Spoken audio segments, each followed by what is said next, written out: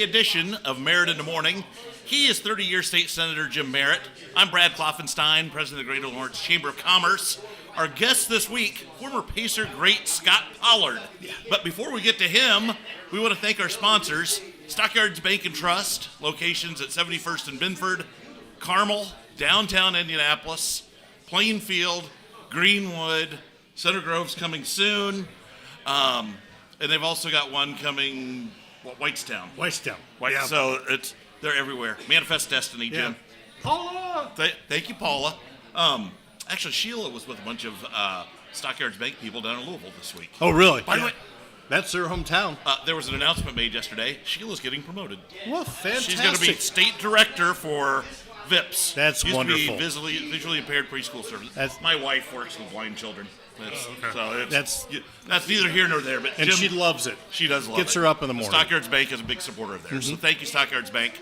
Also want to thank the Honey Baked Ham Company. Locations at 96th in Michigan and Greyhound Pass in Carmel, right there in front of Menards. They've got some new sandwiches and things. They've got a chef salad, Jim. Yes, I saw that. Fabulous. Josh, help me out. Club sandwich? It is a veggie sandwich. Oh, a veggie sandwich. Which, that seems counterintuitive. Honey Baked Ham to have a veggie sandwich. Well, they're growing, no question They about are. it. So I guess they're not just for ham anymore, Jim. No, they aren't. They are. They have They are ribs. welcome to use that slogan. So we are coming to you. This is Saturday morning when we're recording this. We are back at Cafe Audrey's at beautiful Fort Harrison. Thank you, Cafe Audrey's, for being a fabulous host. Jim, they are busy here. They are busy. Saturday mornings are wonderful here. Yes. So I'm saying that we are responsible for making them busy. I kind of doubt that. Okay, well, come on, man, go with me until they prove us otherwise. Yes, Until Bob, they kick you're us exactly out and right. say, hey, you guys are hurting business. So, Scot Pollard, welcome. Welcome. I'm here. This is probably the highest rated show you've ever been on. I think so. Yeah. So, all right. So you grew up a Mormon in Utah, moved to San Diego, went to college in Kansas, had a 11-year NBA career with 5 teams, and now you're sitting here with us, and you're working with a charity. Yeah, on this week's version of This Is Your Life. Welcome, Scot Pollard. Yes. Yes, I'm working. I'm a volunteer spokesman for Pearls of Life. It's a charity that my wife, Dawn Pollard, and Dave Sider, a good friend of ours, created to help spread awareness for becoming an organ donation person, get registered to be an organ donor, educating people.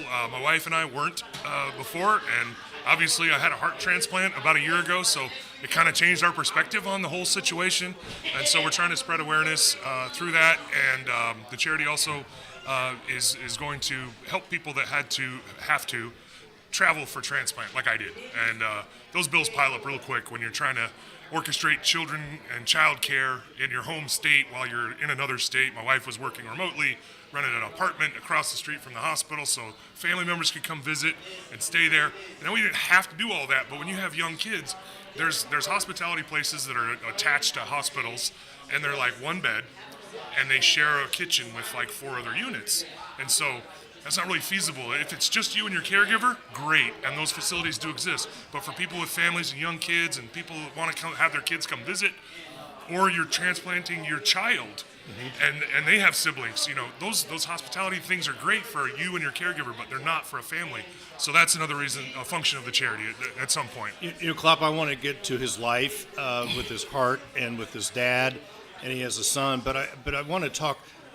One of the reasons why I look forward to having you on the show today is because I want to support, and I'm going to support, Pearls of Life. There is a function, an event, a fundraiser event at the Lucas Estates on March 22nd. Yes. And we want to make that a success. And I'm going to buy 2 tickets, and I encourage, urge, beg you to buy tickets or at least support the foundation. Tell us about the March 22nd event for Pearls of Life. Well, in that vein, Jim, you can go to pearlsoflife.org and you can donate, you can buy tickets, all of that. The event information is there. pearlsoflife.org. But March 22nd at the Lucas Estate, as you said, which is a beautiful place. Been to several events there. It's not bad. It's probably one of the I've been there a finest couple places. times. That's finest cool. places to have a fundraiser. Yeah, so we were able to secure that. Prime 47 is doing the catering, so you know the food's going to be great. And there's going to be food, drinks, and the ticket covers all that. It's an open bar, not a cash bar. Take it easy, folks. Remember, Carmel police frown upon drinking and driving. We want Open you to bar be doesn't safe. mean get nuts. It just means bid high. But there's gonna be live music from the Midtown Madmen. They're a swing group. They do 50s and 60s swing music. So it'll be a lot of fun. There'll be dancing. Dave Sider's gonna speak. He's on the board. My wife's gonna speak. Dr. Chowdhury from St. Vincent's is gonna speak. He's the transplant cardiologist there at St. Vincent's. Is on my team here locally, and great guy. And then I'll speak as well. So you have to sit through the evening and then be bored by me at the end. But I'll be speaking and telling the story a little bit about why this event's happening and how I got there. You were a lot of things. Boring is not one of them. No, boring is not it. Your father had heart trouble. Yes, my father had a genetic condition, and he actually died on the transplant list because in 1990, when he was diagnosed, they said, we can't transplant a gorilla from the San Diego Zoo into you. You're 6'9" and 380 pounds, and so the cardiologist said, I'll put you on the list, but anybody your size is also going to have a heart that's probably not going to be in too good a shape anyway, so make your final preparations. And about a year, 9 months, 10 months later, he passed away. And so that I bring that up because when they started talking to me, Dr. Chowdhury at St. Vincent started talking to me about transplant, I thought, oh no, I'm going to die, just like my dad. Thank God for technology. We've come a long way since 1991, and they are able to transplant giants now. I am the tallest person that they know of that's ever been transplanted in the world. So there's that. We've pushed a boundary. Vanderbilt has just set a world record last year with 174 heart transplants. They did a whole bunch of other transplants as well, but 174 heart transplants was a world record. I was number 16 in February. Just incredible technology. I'm lucky to be here. They found out that my dad's genetic issue was probably caused by a virus, but it unleashed the genetic issue. The virus didn't cause it. The virus just released the genetic issue, and that's exactly what happened to me. I got a flu shot in February of 2021, and a couple days later I got a flu and put me in heart failure, attacked my heart, and there's a long story between there and transplant, but 3 years of heart failure, no fun, and eventually it came to transplant. All right, so I'm guessing until Zach Eady needs a heart, your record's going to stand. Yeah, So- and let's hope he doesn't ever. No. So, how long were you on the transplant list? Not very long. I got listed here in St. Vincent's in December of 23, and they listed me as a status 4, which is the highest you can be and not be hospitalized. Okay. Status 3 means you're in the hospital and you're either on a drug of some sort or some sort of device, but you can be in and out of the hospital, but you're probably in the hospital status 3 or above. Status 2, you're on something, a drug or a device. And status 1, you need a heart in hours. You are being kept alive by a heart pumping device, like they call it an ECMO unit. And so I was just status 4, and then I went to get listed at the University of Chicago at the advice of my local team here at St. Vincent's and the University of Chicago Hospital. Went through all their testing, was waiting to hear what they were going to list me at. I came home for the weekend, and the cardiologist actually called me from University of Chicago. He said, "I just got your info from Indiana. If I'd have had it, I might have kept you. You've dropped." And it had only been a month. This was January. I got listed here in December, January of 24. And then stayed home for the weekend, went to Vanderbilt. Day 2 of testing at Vanderbilt, they looked at me, no testing. Day 1, did all the testing. Day 2, walked in, the surgeon that ended up being my heart transplant surgeon, Dr. Shaw, he looked at me and said, "How do you feel?" I said, "I don't want to be here. That was the worst day of my life. I don't want to go into I'm going to start crying." I said, "I don't want to be here." And he said, "Yeah, you don't look very good. I've seen all I need to see. Go to your next appointment." Go to the next appointment, which was supposed to be a treadmill test, where they check your O2 and your heart function while you're walking on a treadmill. And I walked in, the cardiologist met me there, and he goes, And I quote, feel free to bleep this out. Cardiologist looked at me and goes, "You look like shit. I'm keeping you. You're not leaving here without a new heart." Literally, that was the end of my testing. They sent me to the emergency room because they had no room in the ICU. It was a wild day. I don't remember a lot of it, but I ended up in the ICU. So they listed me that day at a status 2E, which the E was for my exception, my height, which gave me a little bit of a higher thing. Blood type O positive, which matters, which actually hurt me because a lot of people are O positive, so you're competing with a lot of hearts for donation. But St. Vincent's is in one region, University of Chicago Hospital's in a different region, and Vanderbilt's in a different region. So the idea was originally, hey, if I get listed at these 3 different places, at least I'm not competing with myself for a heart. It doesn't make sense to get listed at 2 hospitals in the same area. Yeah. It just doesn't work that way. It's for the donation thing. Mm-hmm. And so I was on the list in the hospital at Vanderbilt. Chicago called and said, "Hey, we're just calling to give you your status. How are you feeling?" I said, "Terrible. I'm in the ICU at Vanderbilt." And they said, "You're in a great place. No need." So they didn't even tell me what I was going to list at with Chicago because I'd already been listed at Vanderbilt. So ended up, I was only on the list, from St. Vincent's about a month and a half. But in Vanderbilt, I was listed on February 6th. I got a new heart on February 16th. So 10 days. That's pretty amazing. You're watching Merritt in the Morning. Our guest this week is Scot Pollard, former Pacer great, talking about his heart transplant and the foundation that he's working with. So, you mentioned that you were an E because of your height. I was thinking as you were saying that, just finding hospital beds and things, that's not a standard size. No, and it was no fun at all. They kept saying, "Oh, we've got this dolphin bed." Literally was created originally for dolphins, and they've started using it for larger patients in hospitals. I never got the dolphin bed. I heard about it the whole time I was in Vanderbilt, but they never became available. It was, we'll get you one. And I never got one, but it sounded amazing. But at first they were putting an extender on the bed, but there was no cushion for it, so they brought in these weird packing devices that they were squishy, and they put those under my feet. Those sucked. I was uncomfortable. It wasn't just Vanderbilt. Nobody has hospital beds big enough. It's no fun being in the ICU. It's even less fun being in the ICU when you're a giant.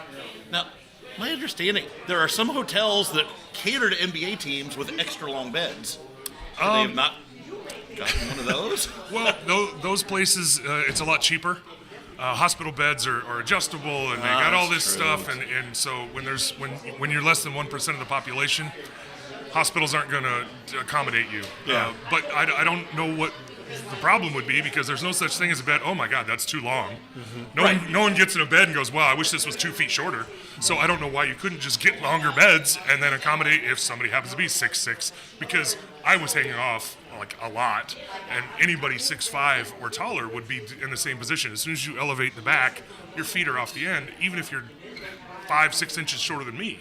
So, I mean, that's a bigger percentage of the population, but still not that much. Was it just an amazing surprise when you were told that a heart was available? Yeah, because the first time it was on the 11th, which was only 4 days later. They said, "Okay, enjoy the Super Bowl," which was on the 11th last year. No food after midnight. You're getting a heart tomorrow. Well, the 12th is my birthday. So I thought, oh my God, I'm getting a heart on my birthday. Everybody excited. My kids drive down, and they all 4 come to the hospital, and we're saying, hello, I love you, and goodbye, just in case, and all of that. And so there's this huge wave of emotion and happiness, and then sadness and scared and fear. And then the 12th comes around. About 4 o'clock in the afternoon, I'm starving, and they go, "This heart's not going to work. But don't eat yet. We found another one." About 15 minutes later, get some food. So, crash, emotionally, with just everybody going, "Ah," and just that was not fun. So the high goes this way. And then on the 15th, same thing. Hey, no food after midnight. We got a heart. This is a good one. And my wife and I looked at each other, and that time we didn't get excited. It was almost a calm, because we just knew. It was really weird. We just kind of were like, this is the one. We didn't even get excited. I made a video for my kids, and the next morning, at about 9 o'clock, the surgeon came in and said, "It's happening. we're going to take you down in a couple hours, and the heart's on its way, and so yeah, it was very very different the second time around than the first time around. Now, do you know who your donor was? I do. We've connected with the family. I wrote my letter. I wrote notes right after transplant because I wanted to have those feelings fresh in my mind for the letter. And then I wrote the letter about 4 months later when I was finally ready to send it because I felt like time needed to pass for me as well as the family. They've got to grieve as well. Yeah. Some hospitals have like a 1-year rule. Vanderbilt was like, you can send it whenever. I felt like 5-6 months was long enough. I sent it in July, and in October, I believe. Yeah, it was October 4th. Because my son was in the hospital getting surgery. Hospitals and us were not friendly in 2024. We were in there way too much.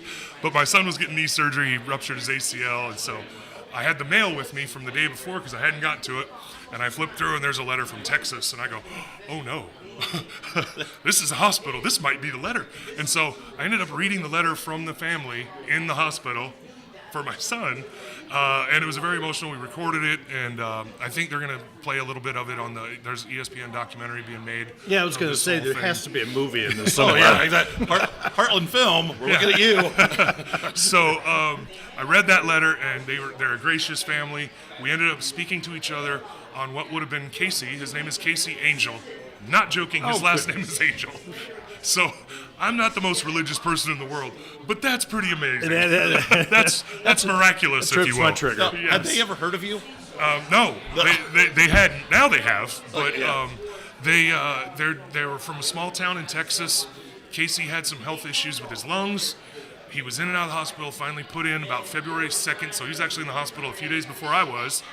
And then the family was approached with the decision like we're not going to be able to save him.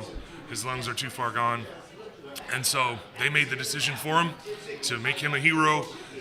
They knew it was what he would have wanted. They said, this is Casey through and through. And so I've got Casey's heart beating in my chest. Same blood? Same blood type, yeah, O positive. And he was a big dude, 6'3".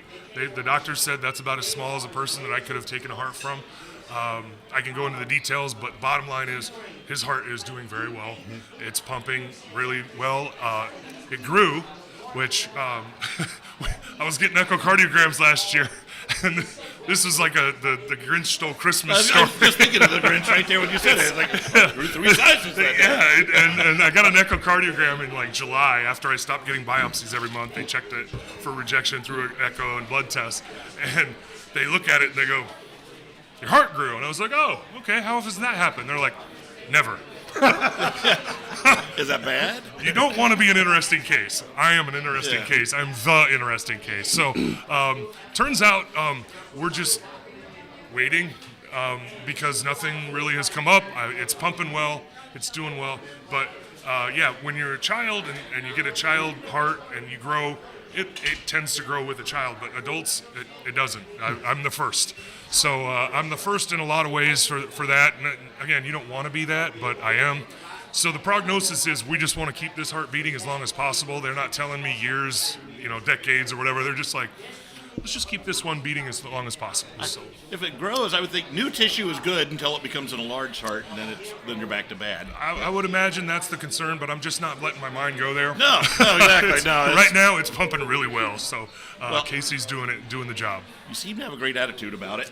You have to. It's either laugh or cry, right? Yeah, well, exactly. I think about Dawn, his wife, Yeah. who went through you had to have her in lockstep with you. I mean, so supportive. Yeah. And you've got a son who is going to play football at Marion University. Yep. Played football at in Carmel. Yeah. What was it, tight end and linebacker? Tight end and defensive line. Okay. Yep. Okay. And and now is that the one with had the knee? Yes. Okay. Yeah. But he's survived that, and Yeah. he's going to play football at Marion University. He's That's back. wonderful. Yeah, he's back, and he's throwing discus and shot put for Carmel this spring. He wanted to get back at that, and the doctor okayed him, so he's back throwing. He should be in contention for state again. He was last year. He was in the regionals. He outthrew almost everyone at regionals, but he kept stepping over. So he's like, I have unfinished business, Dad. I need to go back and at least do my best. And so he's going to give it a shot again. But yeah, he should be full go for football by June 1st at the very latest. And do you have other kids? I do. I have 4 total. I have 2 adult children that live, and one's at Carmel, one's a senior at IU, and then we have an 8-year-old. He's a 3rd grader, and I don't know if you've ever seen the movie Megamind. That's him. He's got a plan. Yeah. I don't know what it is, but he's a really smart kid, and I hope he just uses his powers for good because he's a really What's it like to be an NBA champion? It's great. It really is. Boston Celtics. Yeah, 2008. Yep. I was injured for the rest of my life in February of that year, so I had career-ending surgery, and I didn't get to play the rest of the season and make the playoffs, but they treated me as though I helped them get there, and I appreciate that, and I wear that ring with pride because I only didn't make the postseason 1 year in my entire career of basketball, dating from 3 years of high school, 4 years of college, and 11 years in the NBA. The only time I didn't play in the postseason was my rookie year with the Pistons. And we almost made it. They fired the coach and we made a run. And we almost got to the playoffs. So I've always been lucky to be on very successful teams and a lot of teams, including the 03 Pacers, that coulda, woulda, shoulda. We lost to the Pistons in the Eastern Conference Finals. I played in the Western Conference Finals with the Sacramento Kings. I was in the Sweet 16 all 4 years of college, Final 8 once. My senior year, we were undefeated up until 23-0. We were supposed to win it in high school. My junior year in San Diego, my senior year in Washington State, I was always on teams that were supposed to win it. And so because I wasn't part of that Celtics team at the end, it hurts.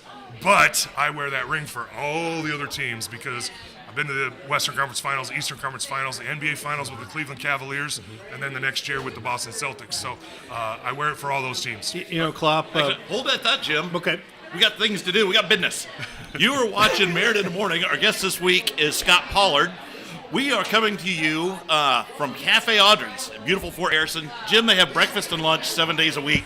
And especially on Saturday. And especially on Saturday. As you can probably hear, we have a live studio audience. We do. Which is mostly just people. They're not watching. They're just waiting on our table. They're like, when are you guys done? Yeah. Well, the owner just walked through here, and which fortunately she is a big fan and a big supporter of the show. And she looks happy. She does look happy because we bring in Old business. Jim. Tammy runs a great business here. She does. So, Tammy, thank you for letting us use your space, and thanking. Well, we also use her decor right behind you, Jim. Yes, our motto. Be nice. Work hard, be nice. I want to thank the Honey Baked Ham Company, location at 96th in Michigan and Greyhound Pass in Carmel.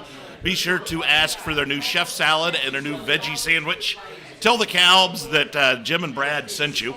And thank you. Yeah, thank you very much. Jim, you know, this is episode 47. That is just of amazing. Merritt in the Morning, which is You about put 40, up with me for 47 that's episodes. 46 more than anybody would have given us credit for doing, probably.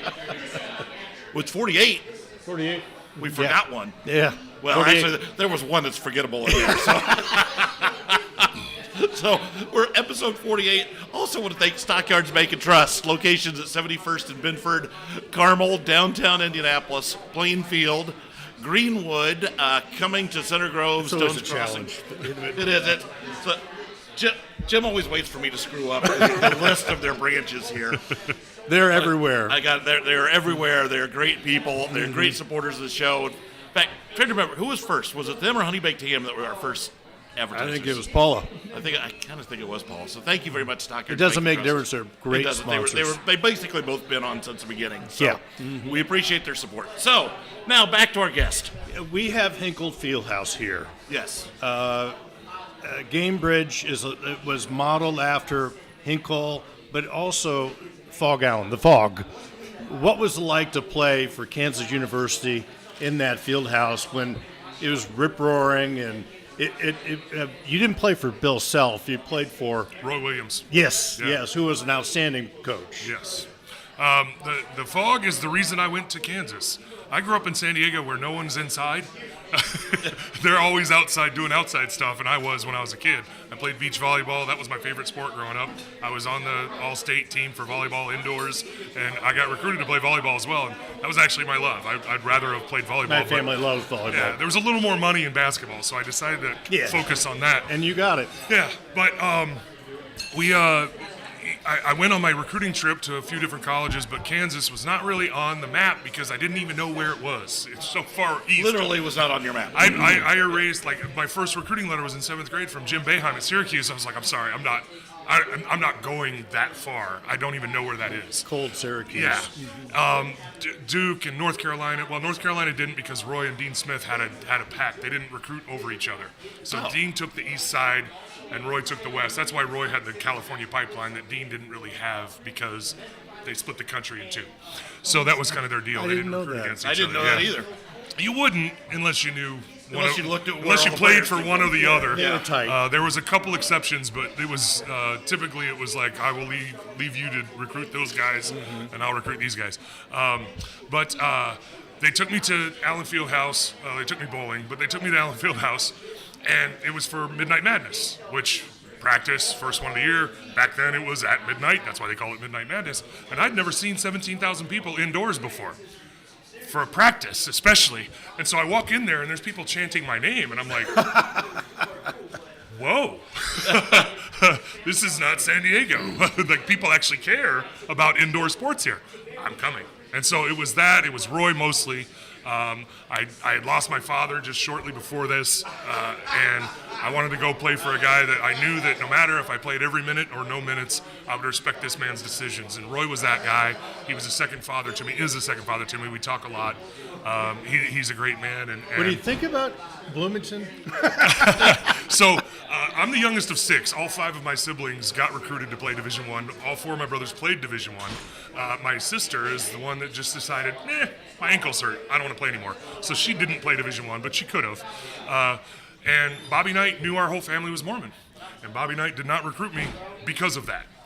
He figured his language would offend me, which was really fucking funny. Well, we just had Dan Dockich on like a month ago, and he indicated that there was not a lot of politeness going on there. Yeah, so, but that's why I wasn't recruited to Bloomington, and that's fine. I wouldn't have played for him anyway. I respect the heck out of him. I thought he was a great coach, just not a guy that I would have played for anyway. But yeah, that's why I didn't get recruited by Indiana. Was he literally told me, he was like, I'm not going to recruit you. So, and I was like, that's fine, coach. Jim, you mentioned my wife earlier, and I have to go back to that subject because she didn't leave my sight the entire time. And when you sign up to be a transplant, part of being accepted into a transplant program is you have to have a caregiver. They need success at the end, after the transplant. They need it to be successful. If you don't have somebody to get you to the appointments after, make sure you're taking your drugs, which I take a lot of drugs, not the good kind, the kind that keep me alive. And you have to have that support system. You have to sign up. Vanderbilt required two. I had to sign up my wife and one of my best friends because if she couldn't get me to the hospital, he had to provide that ability, and he signed up. So there's not just that. But then she never left. We have children. She was taking care of children, and she managed that and stayed in the hospital on that uncomfortable freaking chair. Then there was a couch in one. No matter what, it wasn't comfortable. She never left my side once. She's the reason I'm alive just as much as the doctors, because if she hadn't been there, I wouldn't be here. She made sure. There were times where I just said, even after transplant, I was like, there were times I was so sick, I was just regretting it. And I was like, I don't deserve this. Someone else should have gotten this heart. And she's like, shut up. You need that support. She's like, shut up. You're here for a reason. You have more to do, and I need you. And so I just wanted to mention that we kind of glossed over her earlier. She's every bit the reason I'm here, just as much as technology and the doctors. She had her own health issues She years did. ago, right? Yeah, she started this. It's all her fault. In 2019, she was diagnosed with breast cancer. She turned 40, and she got her mammogram, and they found a little something, and she had to get a double mastectomy. And luckily, the surgery took care of everything. It was encapsulated, which they could not believe, 11 centimeters. And it was encapsulated still. There was no chemo, no radiation. So she had a very lucky experience, but I was her caregiver at that point, and I was not nearly as good of a caregiver as she has been to me. But we blame her. It's all her fault. She started it. It was her. Her sister in Colorado had a heart problem as well. She's fine now, but she died and was revived by her husband and got to the hospital, and they saved her life. But just those things kind of just kept going, and then my issues happened, and so we're done. we're hoping that no more people in our family and friend group is like, okay, we're done. Everybody stay healthy for a while. How's 2025 gone so far? Not great. My sister's in the hospital right now. Okay. We won't go into that, but she got surgery on Monday, and she's hoping to have a good recovery. So we'll see. It's incredible, and you really need your wife, your wife, Dawn, or anybody needs somebody that is going to be just there 24/7. There's no question about it. Without a doubt, and like I said, it's required. Because you won't have a good outcome if you don't have the ability to get to the appointments. Well, you it's can't also even here. drive. Yeah. It's the emotional and mental support because you just there's all kinds of guilt, there's all kinds of depression, there's all kinds of did I deserve this, all that I did anyway, and you need someone to keep reassuring you that you're here for a purpose and that's why you're here. And that you volunteered for this, so you better do your best to recover and come back from this. And so that was my support. But literally, the doctors, you go through all this before transplant, and if you don't have a support system, you're not a good candidate because you're not going to be able to recover. If you can't, like, you literally can't drive. I couldn't drive for like 2 months after surgery because your chest is healing. That airbag goes off. I had to sit in the back seat. It was a rule. They were like, you have to. I was driving Mr. Daisy. I was in the back, like, yeah, this is great. Sometimes I still ask Big her, back like, seat. Can I sit in the back? I would think, as tall as you are, you might literally almost have to sit in the back seat to reach the pedals anyhow. She has a big car, so I was sitting in the back, put the front seat forward, and it was nice. I liked being driven around, but she, but yeah, you have to have that support system and to make it work, and so. I've heard stories of people that are on a transplant list, and true story. A friend of mine who is a cardiologist, he was at MGH. This is decades ago, so I'm allowed to talk about it. Guy got in a motorcycle accident, needed a transplant. They said, "You got any family and friends?" He said, "No." They sent him. They sent him back home. He was from Louisiana, and they sent him back home. So it's just a real necessity. And I said, "What happened?" He goes, "I don't know, but we can't transplant somebody that doesn't have anybody that can get them to the hospital for follow-up appointments." So For our viewer, actually, this is why you shouldn't be a dick to people. Because everybody needs friends. English language is taking a beating today. Well, it's Saturday, Jim. Come on, we're all hungover. And Klopp, we can't let this episode of Merritt in the Morning go by without talking about Survivor. okay. Okay. Then we got two topics we're going to talk about. Okay. Because I've got one. We got So more. we're going to go past 30 minutes. Okay. So, all right. So you were on Survivor. You probably don't know this.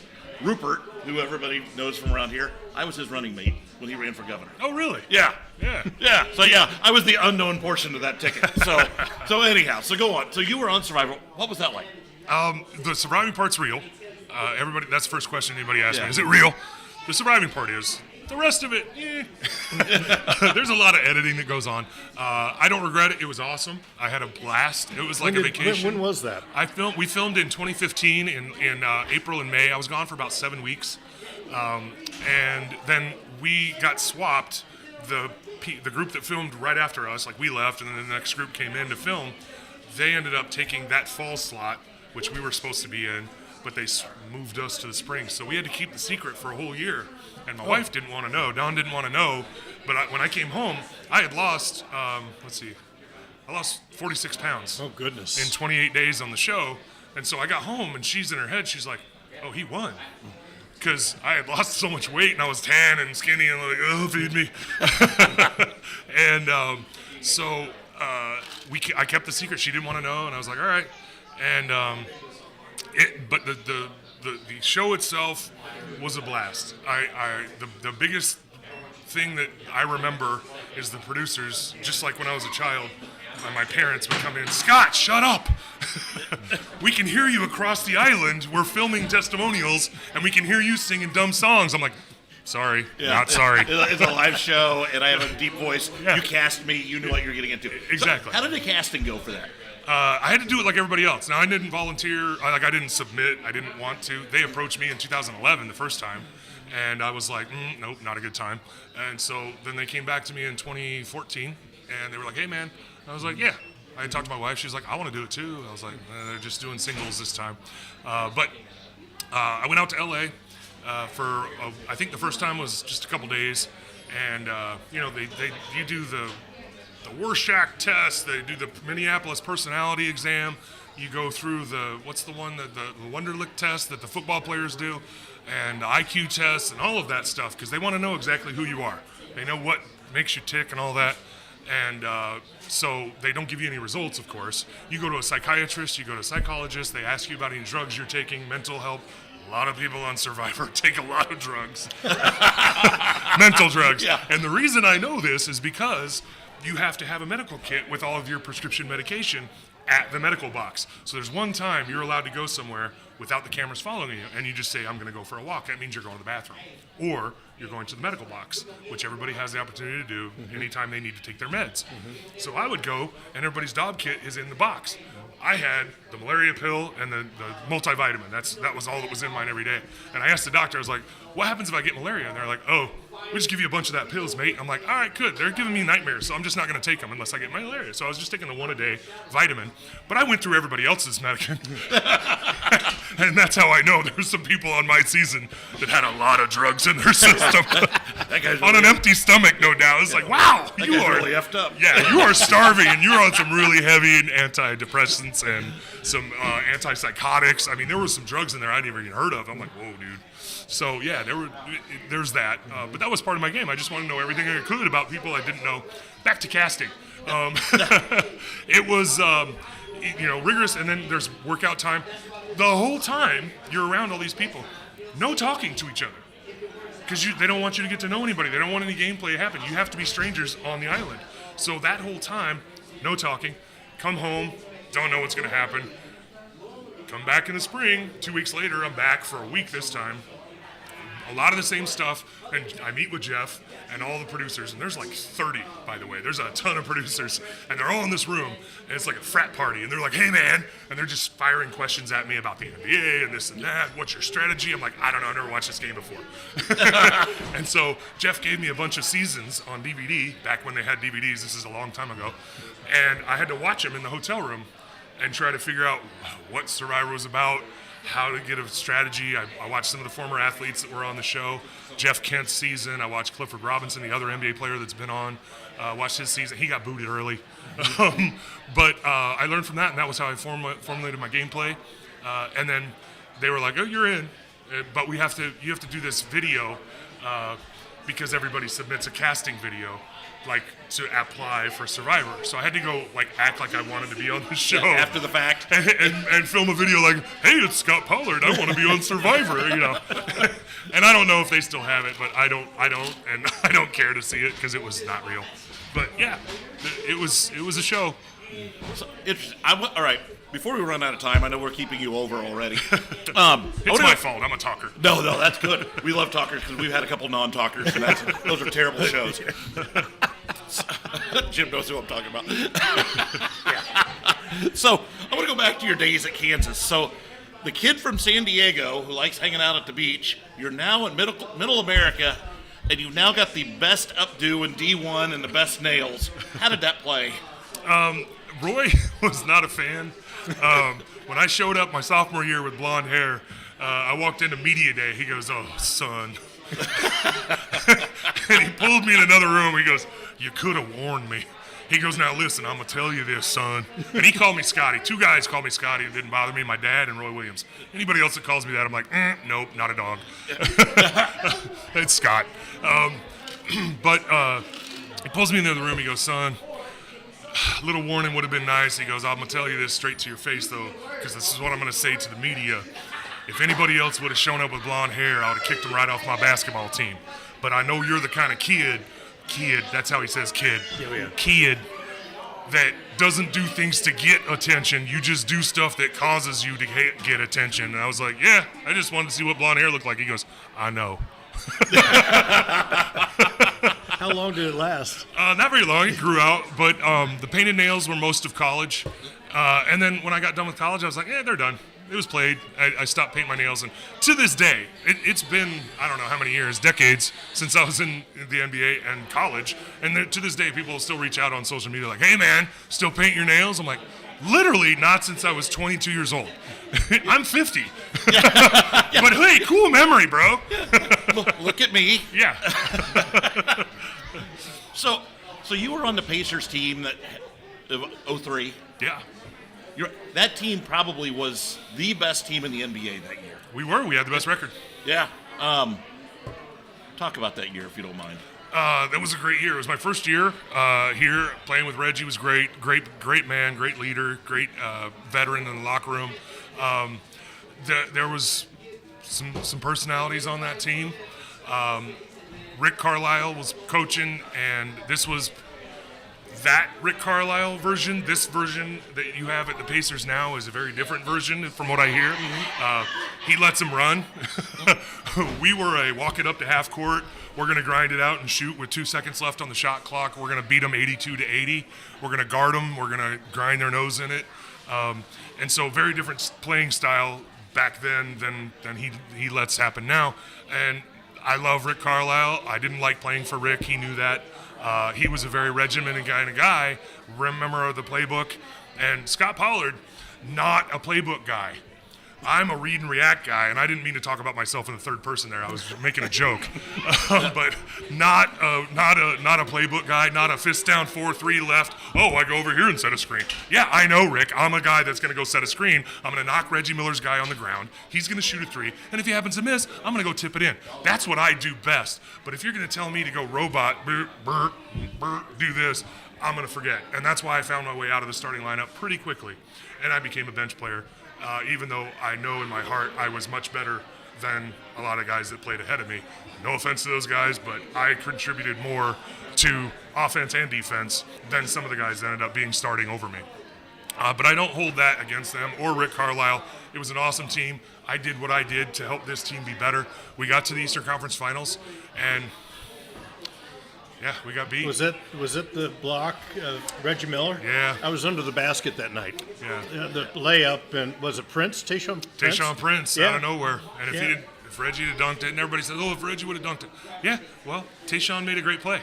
That's what happens in the playoffs. Yeah. People make one play, and you blame it on this or that. It's like, well, if we'd have done better earlier in the game, it's a 10-point game because we were a better team.